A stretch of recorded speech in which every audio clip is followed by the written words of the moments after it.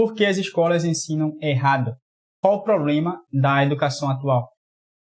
A verdade é que nós deveríamos nos perguntar qual a mentalidade por trás do declínio intelectual, do declínio moral da civilização. E nós sabemos muito bem que tudo começa na formação dos homens que compõem a sociedade, porque a sociedade é uma composição de indivíduos. Então, a formação que as pessoas tiverem na sociedade, a formação que as pessoas tiverem no berço familiar e nas escolas, principalmente, vão reverberar no ambiente social e vão ditar o modo como muitas pessoas vão agir. Então, nesse vídeo eu quero comentar um pouco de alguns erros na formação das escolas, que as escolas passam no seu ensinamento. E assim você vai conseguir identificar e prevenir contra esses erros, se prevenir contra esses erros e ter aí alguns remédios. Se você não me conhece, eu sou o Matheus Assunção e nesse canal eu falo sobre a boa filosofia. Todos sabem a influência real que os intelectuais exercem na sociedade. Napoleão Mendes de Almeida, no início da sua gramática latina, ele comenta uma história muito interessante de um homem que ele conhecia, que saiu para procurar vagas de emprego. Então, retornando, Napoleão perguntou a ele: o que foi que aconteceu? Então, conseguiu alguma coisa? Ele disse: não há vagas. Aí Napoleão estranhou isso, né, e perguntou para ele: como assim não há vagas? Não, é que estava escrito lá no cartaz: não há vagas. E disso ele tira uma lição muito importante, que é a de que mesmo os homens simples, por mais limitados que sejam, eles podem aprender, nem que seja por imitação. E está aí a importância dos estudos, está aí a importância daqueles que têm aptidão para os estudos, porque esses possuem a obrigação moral de descer ao vale e comunicar aos seus habitantes os tesouros que estão lá na montanha. Ou seja, de mostrar aquilo que é certo, mostrar aquilo que é verdadeiro. E assim fazer com que essas pessoas mais simples também desejem e possam almejar aquilo que é superior. E nós sabemos muito bem que a causa dos males dos nossos tempos, como dizia o Papa Leão XIII na encíclica Aeterni Patris, consiste nas más opiniões acerca das coisas divinas e humanas, e partindo das escolas filosóficas, invade todas as ordens sociais, acolhidas assim pelos aplausos de muitos. Então, é certo que das escolas filosóficas nós podemos dizer que surge um duplo erro. O primeiro está na malícia das opiniões, que contracede justamente na inteligência. O segundo, a perversão nas ações humanas, que contracede na vontade. E daí que surgem os grandes males sociais, as guerras, respeito humano, individualismo, comunismo, os regimes tirânicos e tudo mais. No fundo, tudo isso se trata da guerra da cidade de Deus contra a cidade dos homens. Como diria Santo Agostinho, dois amores erigiam duas cidades, Babilônia e Jerusalém. Aquela é o amor de si até o desprezo de Deus, ou seja, a Babilônia. Esta, a Jerusalém celeste, é o amor de Deus até o desprezo de si mesmo. Temos um embate constante ao longo da história daqueles que seguem as máximas do Evangelho e daqueles que seguem as máximas do mundo. Ou seja, que são soldados do príncipe deste mundo, que é o demônio. Então, nós não devemos nos iludir quando vamos analisar essas questões das ideias ao longo da história e a raiz delas, até onde ela vai dar. Além disso, também a influência delas no meio social e, no fim das contas, qual o objetivo máximo dela. Nós vamos aprofundar um pouco mais sobre esse assunto. Mas peço que desde já você se inscreva aqui no canal, porque assim você recebe mais conteúdos como esse e também me ajuda a crescer com esse canal aqui e comunicar também a verdade, né? Aquilo que eu puder comunicar aos outros, né? Compartilhe esse vídeo com os seus amigos e isso vai me ajudar enormemente. Bom, então, primeira coisa, registremos os fatos. Não há como esconder a realidade. Hoje a coisa é patente. Nós vivemos num relativismo filosófico total. Há um desconhecimento das leis de interpretação das civilizações, a substituição da análise racional e científica pelo sentimento e pelo instinto. Há um mal-estar da vida contemporânea. E tudo isso tem uma raiz. Tudo isso tem uma raiz. A modernidade é uma tragédia, no fundo, é uma tragédia interior, que sob os esplendores de uma civilização material, tecnológica, muito desenvolvida, devora a vitalidade da alma. É como se vivêssemos o drama de nossas ilusões desfeitas. E como havia dito anteriormente, tudo começa na formação dos homens que compõem a sociedade. Essa coisa de, não vou doutrinar ninguém, né? Não existe essa coisa de doutrinação, doutrinação na escola não, e não sei o quê, né? Isso aí é tudo besteira, porque, no fim das contas, existe doutrinação. A questão é, vou doutrinar para o bem, ensinando a verdade, ou para o mal, ensinando a falsidade? Essa é a questão.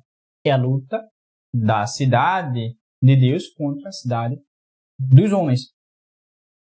Então, se as coisas vão bem, é resultado da boa formação. Se vão mal, é resultado também da formação, mas da má formação, da formação perversa que as pessoas receberam.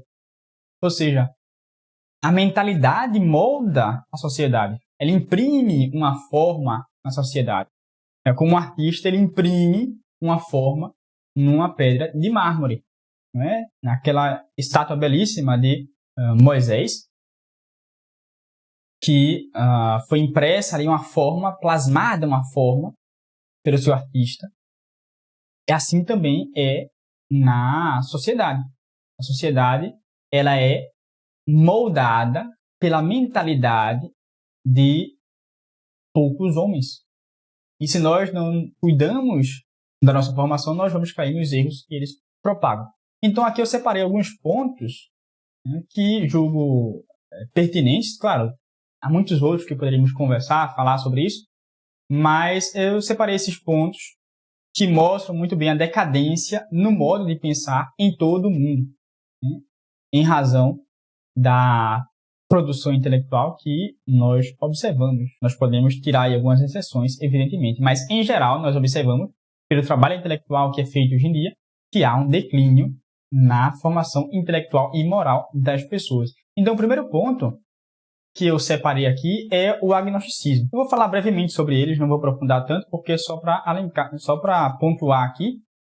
E aí, vocês podem pesquisar algo mais sobre o assunto ou, quem sabe, pedir nos comentários que eu faça um vídeo específico sobre a questão. Então, o primeiro é o agnosticismo, que é um grande mal do nosso tempo. É o grande mal do nosso tempo. O agnosticismo, condenado por São Pio X, na Pascendi, é a doutrina que nega o poder da razão de conhecer essencialmente as coisas e nega as luzes da fé. Ou seja, o homem, a inteligência, ela não é capaz de conhecer essencialmente as coisas. E nós temos aí como um propulsor desse agnosticismo, evidentemente, o filósofo Immanuel Kant. E daí nós temos duas consequências. A primeira é que a razão humana não pode conhecer a essência das coisas, certo? Segundo o agnosticismo. Então nós não conhecemos aquilo que é os universais, não é? Ou ainda não conhecemos as coisas em sua essência, né? Então eu não posso dizer com certeza o que as coisas são, só o que me parece, só o que chega aos meus sentidos. É por isso mesmo que a fé fica deixar de lado. E para que eu tenha fé, é preciso fazer o que? Uma postulação. É a necessidade prática do meu interior, porque eu sinto cócegas no meu coração, então eu preciso de fé. É isso que é o agnosticismo. O segundo ponto é que não é dada a razão elevar-se a Deus, segundo o agnosticismo, nem conhecer-lhe a existência, nem mesmo por intermédio das coisas sensíveis. Como muito bem afirma São Paulo, que é possível conhecer a Deus por meio das coisas sensíveis, em Romanos. Bom, outro ponto que nós podemos destacar é o esquema pronto de pensamento. Não é? Então, se diz, a Inquisição matou milhões de pessoas, a Igreja Católica é contra o progresso científico, mesmo tendo papas, por exemplo, não é? Tendo defendido os debates que ocorreram na época das discussões em Paris, né? Os papas defendendo o progresso científico, defendendo a boa ciência, contra aqueles que eram fautores da verdade. E ainda a escolástica desenvolveu muito bem muitas coisas, inclusive no âmbito econômico, né? Tendo aí duas noções importantes, né? Que é o valor subjetivo das coisas e também o valor objetivo. Enfim, não vou entrar nessa questão tão detalhadamente. Outra coisa é o subjetivismo e também o relativismo. Ou seja, a pessoa diz, não há valores absolutos, o sujeito enquanto centro de tudo. Então, nada há de absoluto, de objetivo. No fim das contas, o que importa é o que eu penso. É a minha verdade. Se você pensa diferente, tudo bem, problema seu. Né? Então, nesse relativismo aí, o que é verdadeiro? Nada. Né? Então, nós temos aí uma coisa que é... no fundo, é a glorificação do próprio umbigo. Essa aqui é a verdade. Terceiro ponto, o esvaziamento semântico das palavras, que é a famosa questão do nominalismo. A sententia vocum, né? A sentença vocal. Então, o nominalismo dizia que não existe essência das coisas. O que eu conheço é nada mais que aquilo que é comum, é o nome das coisas. Então, não existe uma essência de homem, não existe essência de animal, né? Não existe essência de nada. Então, tudo o que eu conheço no mundo, essas coisas que são comuns, de respeito simplesmente ao nome das coisas, não há referência universal. Então, daí surgem muitas coisas, né? Por exemplo, a ideia de hambúrguer vegano, né? Coisa que não faz sentido, porque tem que ter carne moída. Então, é só as palavras, né? Vazias, sem sentido, sem essência, sem conceito real. Né? Ou ainda a questão da ideologia de gênero. Né? Tudo é fluido, esvaziamento das palavras. Homem não é homem, mulher não é mulher, então está tudo livre. Né? É um outro ponto aí que aparece. Outra questão é a rejeição dos princípios, dos primeiros princípios. Aí o princípio da inteligibilidade, o princípio da identidade e o princípio da não contradição. Então, o princípio da inteligibilidade é aquele que diz que as coisas, de fato, podem ser conhecidas, são acessíveis à razão. Da identidade, diz que a coisa é o que é e não é outra. E da não contradição, diz que uma coisa não pode ser e não ser ao mesmo tempo sob o mesmo aspecto. Então, nos tempos atuais, nós temos isso, uma confusão generalizada. As pessoas desconsideram esses princípios mais elementares que nós temos para poder emitir juízo sobre as coisas, conhecer as coisas com verdade. E nas escolas, isso aí nós vemos de maneira muito clara, não é? Esse jogo de contrários para poder entender a história, por exemplo, do marxismo, é uma farsa. É uma farsa. É contra o senso comum. É contra os primeiros princípios da razão. Além disso, o excesso de informações. Tudo em excesso faz mal. Né? Tem aquela velha história do cangaceiro, não é? De Lampião, que eles estavam com um bando no local, aí foram almoçar, foram convidados, né, a almoçar na casa de uma pessoa, e aí, chegando lá, o cangaceiro reclamou, tá sem sal a comida, precisa de sal. Aí Lampião falou, traga um sal pra ele. Aí traz um saco de sal, trouxe o saco, colocou lá o sal para ele comer. com a comida. Ele falou, tem que comer agora. Ninguém vai na casa dos outros para comer e fica reclamando da comida. E o cangaceiro comeu e, evidentemente, morreu. Né? Porque tudo em excesso faz mal. Então tem que ter a temperança. A mesma coisa com o conhecimento. Se a gente busca muita coisa sem digerir, sem ruminar aquele conhecimento que nós tivemos, vai ser uma coisa inútil, né?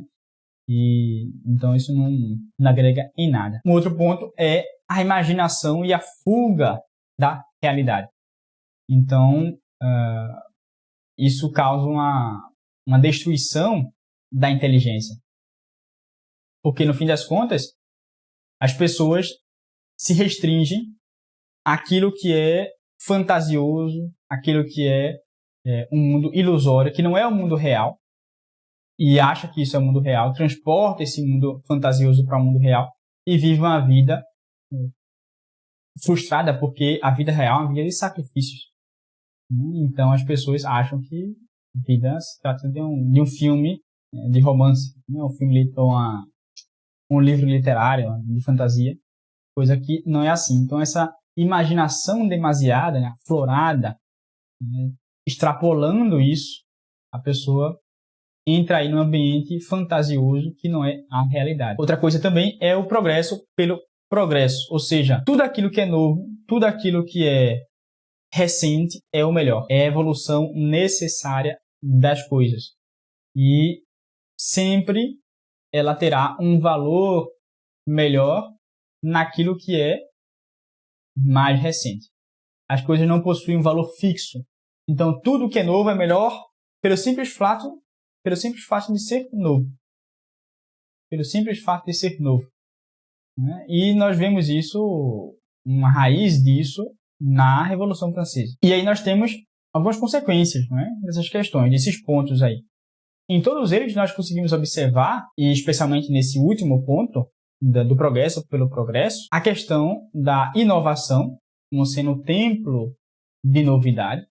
Outra coisa também é a exigência de uma autojustificação, ou seja, o homem coloca a sua razão como juiz da história e réu, e ele julga tudo mais que as pessoas fizeram na história, porque ele considera que o que ele fez por ser mais novo, né, em pleno 2024, é melhor. Então, em pleno 2024, você não pode mais fazer essas coisas que são antigas, né? Como você faz isso? Me faça um favor, né? Não faça isso. Estamos nos tempos modernos, então é sempre assim. No fim das contas, o sujeito é como o juiz da história. E a ideologia que reina é a ideologia do indivíduo rei. Então, não nos enganemos. O objetivo de tudo isso é destruir o pensamento. Destruir o pensamento para poder ensinar mentiras. E assim, fazer as almas se perderem dando glória ao demônio, que é o pai da mentira. Então, tudo isso é diabólico. Tudo isso é diabólico. E quem não sabe pensar se afasta da verdade e por isso mesmo caminha para o mal. Então, se você não conhece a verdade, vive a mentira que o mundo lhe conta. E se nós refletirmos um pouco, logo nós percebemos que somos chamados para um fim mais elevado, muito mais elevado, que preenche a profundidade da nossa alma. Porque a diferença entre o homem civilizado e o bárbaro é que o bárbaro sabe sem saber o porquê sabe. Já o homem civilizado sabe sabendo o porquê sabe. Ou seja, só há ciência quando se sabem os porquês próximos e remotos das coisas. Ou seja, suas causas, suas razões. Então é por isso mesmo que é importante sempre considerar a causa das coisas e ter aí um estudo da filosofia, por exemplo. É porque ela vai nos dar remédios. Sobretudo a boa filosofia, evidentemente. A filosofia de Aristóteles, a filosofia de Santo Tomás, porque elas nos dão o remédio do realismo, que é o quê? O realismo é ter o pé no chão, que é algo que é óbvio, não é? Eu não vou menosprezar aquilo que a tradição experimentou e provou que funciona, para poder aderir a algo que é novo, que não foi provado ao longo da história. Não faz sentido isso. É leviano isso. É arriscar o pouco tempo de vida que tenho. Então, o realismo é o quê? Ter o pé no chão. Ou seja, considerar as coisas objetivas, as coisas reais. Outro remédio é a higiene intelectual, ou seja, a retidão do espírito na aplicação metódica das regras lógicas, pelo controle da imaginação e com o desenvolvimento também da memória, que é muito importante para a via de estudos. Além disso, claro, escolher bons livros para ler, sem ler porcaria, sem consumo de conteúdo na internet que deforma a nossa mente. Isso é muito importante porque isso vai favorecer aí um momento de contemplação, de ruminação, de reflexão dessas ideias que nós vamos absorvendo nos lugares que são bons. Seja aqui no canal, que você deve se inscrever, seja nos bons livros, certo? Além disso, também o amor à verdade. O amor à verdade é um remédio muito eficaz, porque ele nos inclina a desconfiar de nós mesmos. E nos ajuda a julgar as coisas, mas julgar de modo imparcial. Então, a gente vai agir também com paciência, sem as paixões estarem ali tomando conta da situação, com paciência, com qualidade e perseverança na busca da verdade. Então, a verdadeira pedagogia trata de dar ao aprendiz a capacidade de, por si mesmo, investigar e alcançar as causas, as razões, os porquês das coisas. Tudo aquilo que nós vimos anteriormente é o caminho que deforma a inteligência. A formação trata-se de buscar conhecer as causas das coisas. E isso, a filosofia realista nos ajuda muito bem, o amor à verdade nos ajuda muito bem. Então, por que as escolas ensinam errado? Nós podemos responder de maneira muito simples. Para fazer os homens pessoas bárbaras, para destruir o pensamento, para ensinar mentiras e, em verdade, assim fazer as almas se perderem, dando glória ao demônio, que é o pai da mentira. E quem não sabe pensar se afasta da verdade e caminha cada vez mais para o mal. É por isso que a principal meta da filosofia é encontrar a verdade. E se você não conhece a verdade, vive a mentira que o mundo lhe conta. Por isso mesmo, eu tenho uma comunidade de saber pensar. Porque lá eu ensino essas coisas importantíssimas que também transmito aqui, mas de modo mais limitado, porque se trata do ambiente do YouTube. E lá nós temos um ambiente melhor para poder fornecer mais conteúdos como esse, mais profundos até que esses, para que você possa ter aí um ambiente projetado para poder lutar contra a crise do mundo moderno. É realmente um verdadeiro refúgio intelectual, um espaço para poder moldar a verdadeira forma de compreender o mundo, que é com o olhar de Nosso Senhor Jesus Cristo.